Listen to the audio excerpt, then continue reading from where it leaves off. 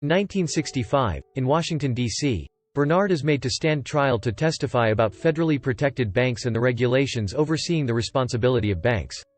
Bernard is ready to battle as he accepts that the court wants to make an illustration of him. In 1939, Willis, Texas, Bernard is a shoe shiner, who usually tunes in on his clients' discussion, while he cleans their shoes. Bernard decisively positioned himself to ensure that every one of his clients are white men.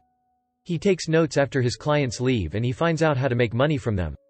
Not long after, he attempts to learn about real estate from a specialist, and he spies on him to get some data from him. However, he nearly gets caught, inciting him to run away. At home, Bernard's dad discovers his notes, and despite the fact that he is intrigued by Bernard's ability to learn, he rebukes him for spying on the white people. His dad accepts that a man of color cannot make money from real estate as the white people won't permit him, but Bernard knows in the future that he will bring in cash from real estate. Years later, in 1954, Bernard moves to Los Angeles, California with his partner, Eunice, and his child.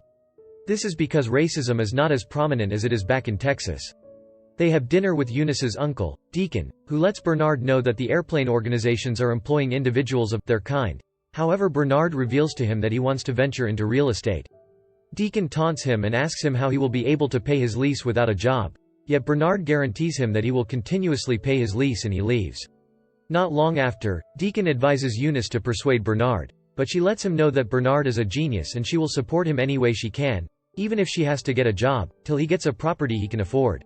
As soon as Eunice enters the room, Bernard vows to become very successful and get his family out of poverty.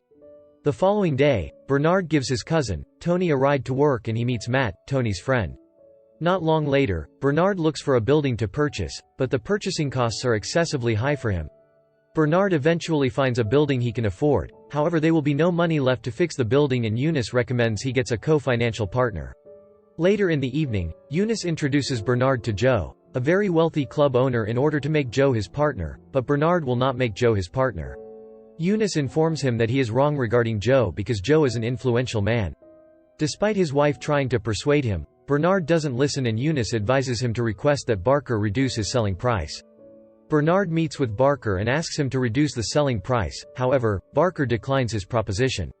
He likewise denies Bernard's request for a loan. Bernard figures out that Mr. Reed is the owner of the bank and decides to meet him, although he is not permitted to see Mr. Reed because of his color. Bernard waits outside Reed's office and finally meets him. However, Reed refuses to grant Bernard a loan.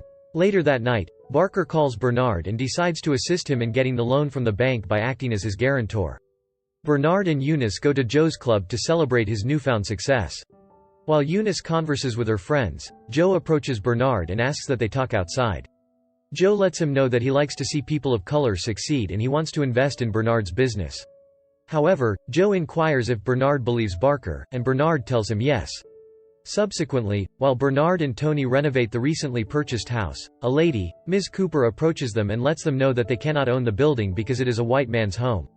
Tony welcomes Matt to come work for him and the three of them redesign the house. Ms. Cooper decides to call the police on Bernard as she doesn't want him in the building. On the arrival of the police, Bernard shows the officers the administrative work of the building and they let him continue his renovations. After the renovation, Bernard rents one of the apartments and this intrigues Barker. Barker offers him a partnership, but Barker informs Bernard that he will be the face to sign the deals while Bernard works with the financial investors. Bernard agrees to the arrangement and they become partners, while Matt and Tony assist Bernard with the renovations. Bernard takes Eunice to a building and she is cheerful when she figures out they own the building. At Barker's home, Ms. Barker goes to wake him, but she quickly discovers that he is dead. After Barker's passing, Ms. Barker offers Bernard a buyout for all his shares in Barker Garrett Properties because she doesn't want to be partners with a person of color. Bernard declines the proposal as it does not commensurate with what he owns. Ms. Barker threatens him to take the deal since his name doesn't shish up on the paperwork and he will be left with nothing. The legal advisor lets him know that he can prove Barker's intention if he finds another witness and lawyer aside from him and Reed because Reed is Barker's banker. Afterward, Bernard visits Reed's office, but his secretary informs him that Mr. Reed will not see him, leaving Bernard any choice but to ask Joe for his help. Joe tells him that his mother was a real estate agent and he owns 18 buildings, including the club. Bernard shows him a picture of the branch of Bankers headquarters and tells Joe that he wants them to buy it, but Joe feels somewhat uncertain about it. He figures out how to persuade Joe and states that they will have access to 12 banks and none of them will refuse to loan them money. Joe asks him how he will be able to own real estate and buy the banker's building in a white man's neighborhood, but Joe has a plan. Consequently, Bernard and Joe persuade Matt to be the face of the business, revealing that they will teach him everything he needs to know about real estate, although Joe believes he won't last long. Joe says Bernard is too good but believes that he will change when he gets rich. Matt agrees to work with them after his encounter with Susie, his high school junior. Joe tells Matt that he has 1 month to figure out how to play golf as most white men play golf. Bernard and Joe teach Matt everything he needs to know about real estate, including how to play golf and negotiate deals with white men. Eunice additionally shows him eating etiquette and social morals. Matt is prepared to become the face of the business and Bernard briefs him about the banker's building, currently owned by Charles Renault. Joe tells Matt that Charles would not take him seriously without a proper introduction and he has arranged for him to bump into Charles at the Hancock Park Country Club. Joe pretends to be Matt's driver and drives him to the club. Matt is stressed, yet Joe energizes him and lets him know that he is a natural performer. Matt meets Charles and plays golf with him. Soon after, Matt meets with Charles again and they talk about the building and try to negotiate a selling price. Charles is shocked about how Matt does the estimation in his mind, even though Matt just memorized every one of the numbers. The meeting is fruitful and Matt purchases the building.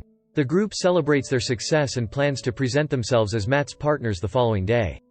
They renovate the workplace and move in, although Mr. Reed is shocked to find out that Bernard is one of the owners. Bernard keeps on purchasing buildings and putting them up for rent, while Matt weds Susie. Ultimately, they become successful and own many properties in Los Angeles. Bernard and Eunice return to Willis, Texas in 1963, to visit Bernard's dad. They eat and his dad admits that Bernard was correct about becoming famous in real estate. His dad confesses that he is proud of him. The following day, Bernard decides to take a walk around town and Eunice tells him to take their son with him. After a long walk, Bernard tells Junior that things are different there and apologizes for making him see them. Bernard proposes that they own a bank in Texas, but Joe reminds him that they have no clue about how to run a bank. Bernard lets him know that Matt will run the front just like he does with the real estate business, but Joe disagrees. Joe tells him that if they go down to Texas, they are going to lose all their money and tells him not to make it personal, but they should focus on making money. Although Joe believes it is a bad idea, he agrees to be Bernard's partner. Matt purchases the bank from Robert Florence and lets him know that Bernard and Joe are his financial partners in Los Angeles, but the bank does not realize that they are men of color. Afterward, the bank begins to grant loans to men of color, offering them a chance to develop their businesses. Robert Jr. confronts Matt for approving loans that aren't from him and becomes suspicious of the people he gives the loans to. Robert later discovers that the debtors are black people and he begins to monitor Matt's movement. Susie tells Matt that she hates it in Texas and asks why he is not yet a partner. Robert figures out that Bernard and Joe are men of color after following Matt for a while. Robert threatens them that he could tell everyone that the bank is owned by them and that they also give loans to black people. However, Joe tells him that their names are on the contract he signed and his father knows about their identity. Robert tells them about an anonymous report that they are making unsafe loans and there will be an inspection next month. Although Bernard feels that they shouldn't grant loans to men of color until after the inspection, Matt recommends that they purchase another bank, the Bank of Marlin. He also states that as the owner of the two banks, he will move the men of color Fr. The mainland bank to the Bank of Marlin before the mainland is investigated. Bernard feels that it's not the time to purchase another bank, considering the situation they are facing. Not willing to back down because of his wife, Matt suggests that they make him really run the bank, but Bernard opposes his idea and Matt tells them that he will resign and go back to Los Angeles. Bernard and Joe agree with Matt and buy the bank for him and make Eunice his maid to supervise his work. Matt tells her that he just wants to be respected for what he has done for the business, but Eunice reminds him that he doesn't know how to properly run a bank. Susie visits Matt in his office and tries to poison his mind against Bernard and Joe. She states that they should be grateful to have him and that they are not smarter than him.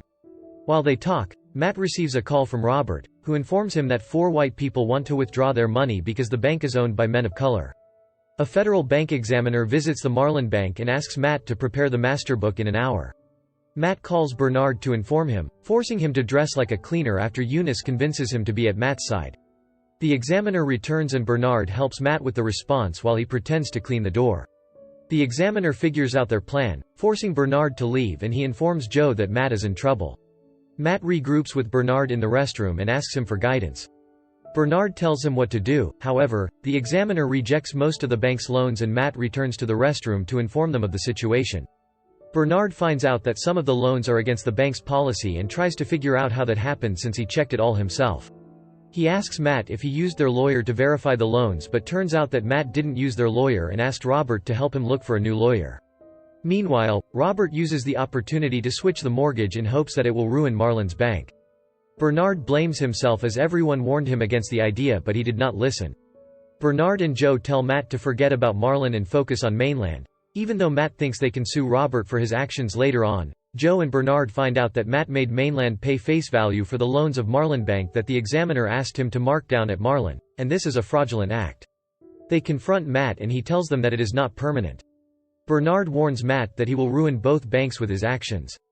While they argue, the vice-controller of the currency for the Southern District walks in and tells them that the Treasury Department has revoked mainland's license and Matt has also lost his job.